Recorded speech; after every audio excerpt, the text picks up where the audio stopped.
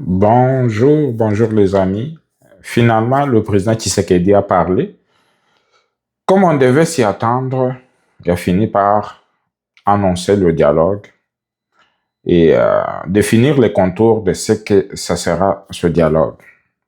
De prime abord, ce que j'ai bien retenu de tout ça, c'est qu'il n'y aura pas de belligérants à ce dialogue. Donc, ne participeront à ce dialogue que des Congolais qui auront banni la violence. Ça veut dire qui ne seraient pas assujettis au Rwanda ou qui ne combattraient pas sur le terrain contre la République.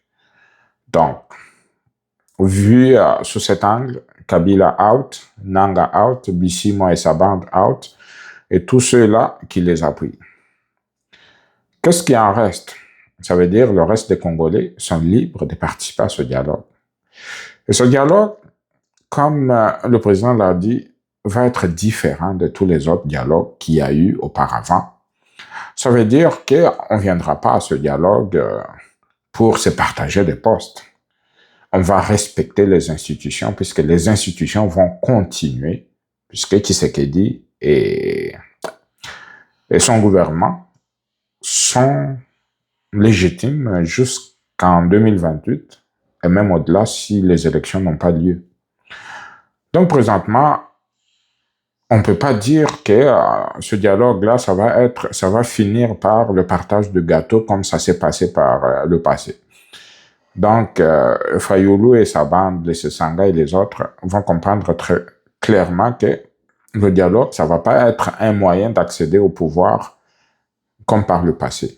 Très bien, Monsieur le Président, puisque ça nous enlève l'épine dans nos pieds, puisqu'on sait très bien que les politiciens congolais ont toujours été friands du dialogue, puisqu'ils savent très bien qu'au terme du dialogue, il y aura un partage des gens qui sont exclus du système vont pouvoir en profiter pour pouvoir être nommés à un poste quelconque.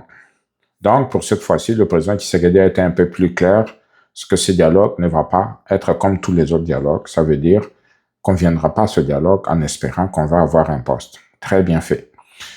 Puisque, pour une fois, le dialogue est organisé par un président élu qui est en plein mandat. Donc, on ne peut pas mettre tout de côté, puis repartir à zéro, puis faire un gouvernement de coalition, puis partir. Non. Le président Tshisekedi est aux commandes jusqu'en 2028, puis après ça, on verra. Et ça a été un peu plus très clair de la part du président Tshisekedi. Un deuxième point que j'ai apprécié, c'est que le dialogue, ça ne va pas être un groupuscule d'individus qui vont se retrouver à Kinshasa, puis commencer à s'invectiver, puis dire n'importe quoi. Le président a dit clairement que ça va partir de la base, ça veut dire au niveau des 26 provinces de la République. Ça veut dire des gens de toute obédience pourront y participer. Des gens de l'opposition, des gens de la société civile, des ouvriers, des étudiants, des médecins, des infirmières et des entrepreneurs, puis des commerçants. Tout le monde a droit au chapitre pour venir exprimer sa vision du Congo de demain. Très bien. Et à partir de là, au niveau de toutes les 26 provinces, des gens vont s'exprimer. Puis on va faire la synthèse de tout ça là. Puis après, on va amener ça à Kinshasa pour pouvoir discuter maintenant un peu plus clairement. Puis de là, vont sortir des résolutions qui vont être appliquées par le président de la République et tout le monde. Et ça, ce que j'aime, d'une part, c'est que cette façon de faire nous évite que certains individus comme les Martin Fayoulou, les Deli Sesanga, puis les Kabound puissent s'accaparer de la première place. Puisqu'ici, là, ils ne sont pas plus congolais que tous les autres. Encore, ils n'ont même pas de mandat de qui que ce soit, puisque ce ne sont pas des élus du peuple, c'est juste des citoyens comme nous tous. Donc, ils ont juste un certain degré de popularité si on regarde très bien là, puis le degré de popularité, il n'y a pas que eux qui en détiennent le secret, puisqu'on sait très bien, Fally Ipupa peut aussi dire que non, non, moi je suis un leader, puis je suis très populaire, et donc je peux prendre, j'ai mes revendications que le gouvernement ou que le pays devait écouter. Donc, vu sous cet angle-là, on ne peut pas dire, puisque tu es populaire, qu'automatiquement ta voix compte plus que la voix d'autres Congolais. Nos voix à tous comptent, et c'est pourquoi le président Tshisekedi nous donne l'occasion de pouvoir nous réunir pour nous parler, pour pouvoir nous mettre en commun, et puis dénoncer ce qui est à dénoncer, ce qui est très, très bien pour moi. Moi, personnellement, j'ai déjà un sujet que j'aimerais mettre sur la table et que beaucoup de Congolais vont mettre aussi sur la table, un sujet, par exemple, concernant la corruption, puis les détournements. Et ça, on doit en parler. La corruption ne concerne pas seulement ceux qui dirigent, même les dirigés, même des simples citoyens qui sont des fonctionnaires sont aussi concernés par ce fléau, puisqu'on sait très bien, là, tu vas dans un bureau pour un document, si tu donnes pas un pourboire, ou c'est même pas un pourboire clairement, là, si la personne ne perçoit rien, puis tu n'obtiendras pas les documents espérés, même si tu as droit à ces documents, ou ça va prendre un certain temps avant que tu puisses l'avoir. Donc, alors, si tu donnes de l'argent, puis tu as accès aux documents tout de suite. Et ça fait reculer le Congo. Les détournements ne concernent pas que ceux qui occupent des hautes fonctions de l'État. Le détournement est disséminé dans toute la population et puis finalement, on n'en comprend plus rien. Donc, le Congo, comme je l'ai toujours dit, tout le monde va à l'église dimanche, mais finalement, personne ne respecte la parole de Dieu. Tout le monde détourne, tout le monde vole, et puis le dimanche, on se retrouve là à dire Alléluia, Amen, et puis en réalité, on ne fait pas la volonté de Dieu. Pour revenir à notre sujet, le président Tshisekedi a dit clairement qu'il va lancer les hostilités. Dans quelques jours, il va nommer des gens qui vont encadrer ce dialogue, des gens d'une probité morale à toute épreuve, des gens qui font l'unanimité, puis à partir d'eux, on va partir dans des provinces pour recueillir le cahier des charges de chaque province et des problématiques de tous les Congolais à travers le pays. Puis finalement, on va organiser un dialogue d'un format qui, selon le président, ne devait pas dépasser 3 mois.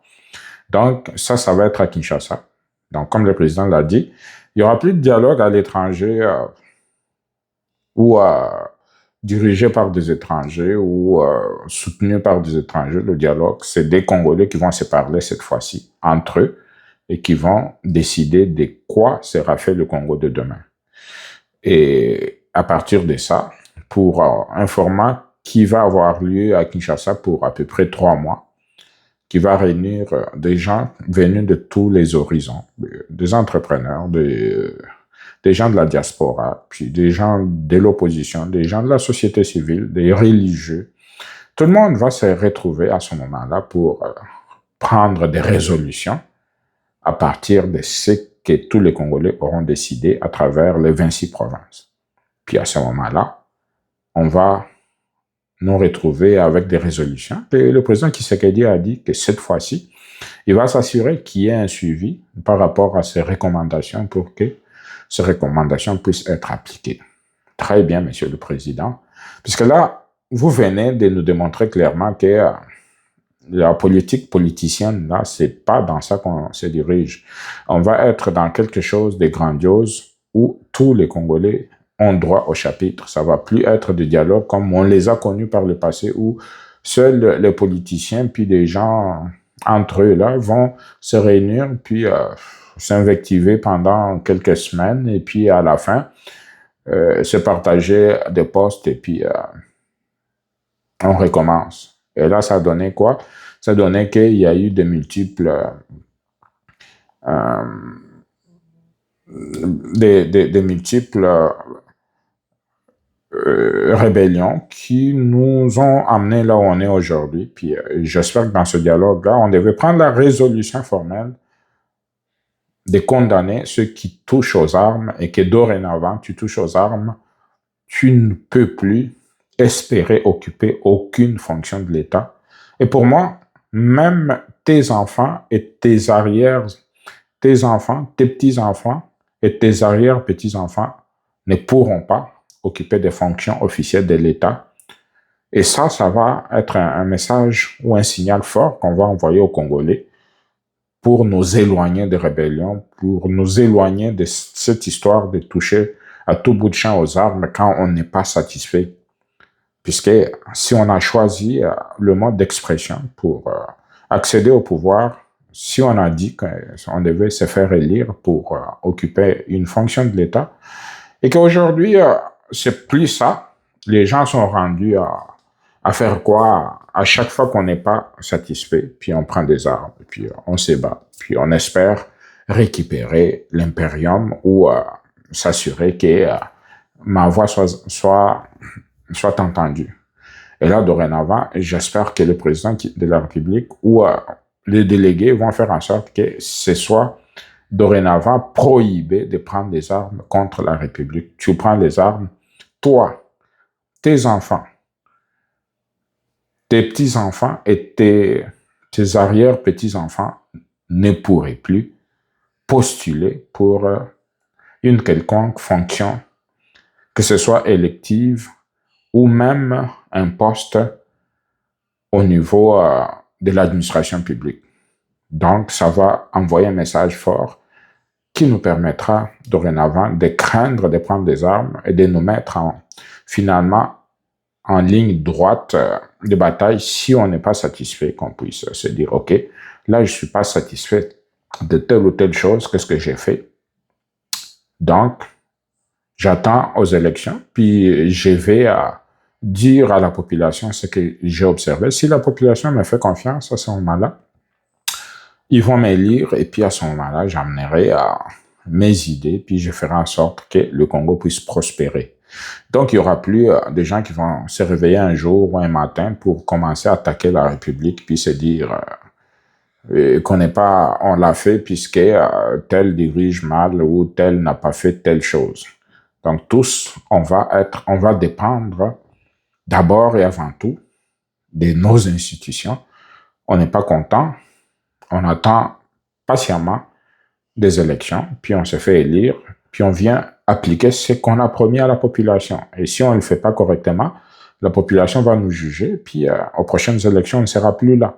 Donc, c'est ce mode-là de fonctionnement qu'on a choisi. On ne peut pas, quand on n'est pas content de la façon dont les choses se fassent, ou la façon dont le Congo est dirigé, puis on prend des armes, non. On devait se dire, OK, dans 4 ans, dans 5 ans, il y aura de nouvelles élections. Puis moi, voilà, je vais me présenter et je vais convaincre la population par rapport à ce qui n'a pas été bien fait. Puis je vais amener aussi ma façon de faire pour faire progresser le Congo. Et voilà le Congo de demain qu'on attend. Voilà le Congo qu'on espère bâtir. Et ça, le président de la République, bravo, a été un peu plus clair là-dessus. Et ce que j'apprécie beaucoup de ce dialogue, c'est que les Fayoulou ne peuvent pas dire dorénavant et laisser Sangha, puis que c'est notre dialogue. C'est un dialogue où leur voix va compter de la même façon que la voix de 120 autres millions de Congolais qui vont s'exprimer à travers leurs délégués, leurs représentants, à travers leurs associations, puis à ce moment-là, personne ne pourra dire que non, moi ou autre. Or, au contraire, si on voit aujourd'hui là, tous les opposants qui font du bruit, c'est pour pouvoir obtenir un dialogue où ils ont pensé que ça va être juste eux, les politiciens, qui vont s'asseoir et puis quelques gens de la société civile.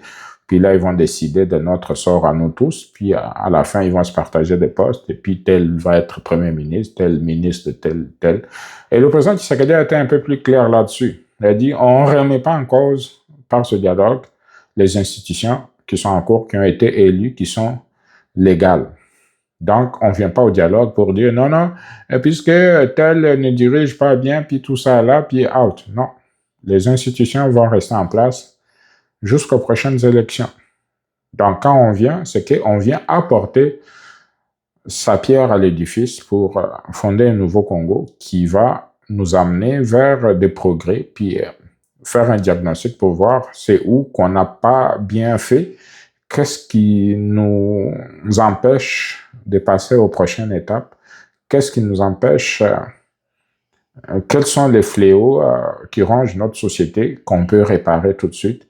Et c'est à cela que va servir le dialogue. On ne viendra pas au dialogue pour espérer être pro, pour espérer avoir un poste ou convaincre le président Tshisekedi de nous nommer à une fonction quelconque. On vient au dialogue pour contribuer à la nation avec des idées.